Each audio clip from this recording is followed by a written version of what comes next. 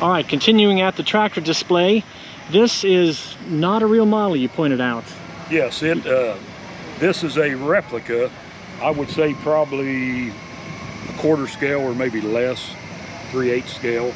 The gentleman that brought this in, he's an older gentleman, and he actually done the majority of this sheet metal and stuff by hand.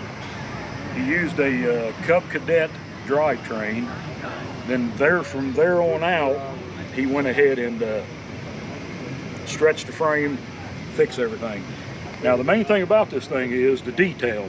If you go look at the John Deere, this model, he's even got the groove cut in the metal.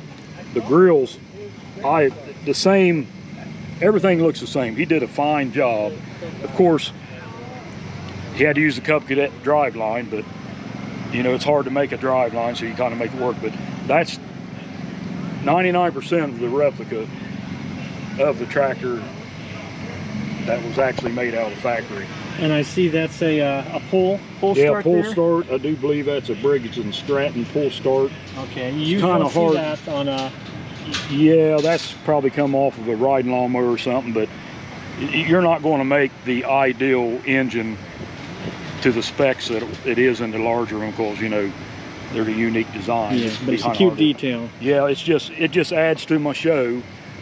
Something different, that's the main thing. And if you have something different kind of tractor you don't see out here, I'm glad to have you bring it in, because the reason why I do this is the interest of the public, and I just organize it, but I really enjoy people coming in and looking.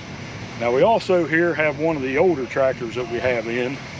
This guy actually found this in a barn a few weeks ago, and what he actually done, I call that in its work clothes, because that's patina. The patina on it's great. So he went ahead and put linseed oil on it to make it shine like a clear coat. That's what they always did in the day. And that's a mid-30s F12 farmall. So this is your American Pickers display? Yeah, that's sort of, I'd imagine a lot of them in here has probably been American Pickers, but this one here actually did come a fresh barn find.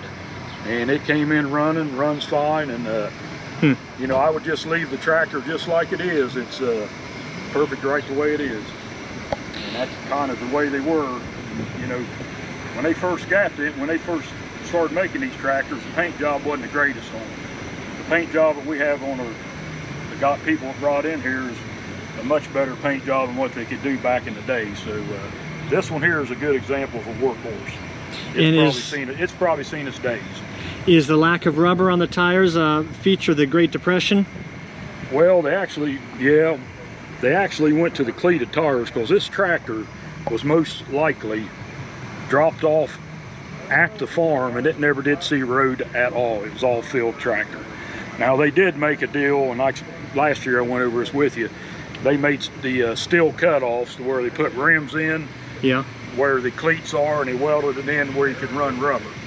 And a lot of the, as you got past, you know, on in the 40s or so, they actually went to that so they could actually, of course back in, you had all dirt roads. Well, when you went to the blacktop roads, you can't run cleats on the blacktop. Sure. So you basically went to the steel cutoff rims, and it made it more, should I say, farmer friendly. It's probably a lot better riding the field. That one there would be like riding on a 5-gallon bucket. But that's where heritage come from, right there. That's a good example. That's how the farming used to be done.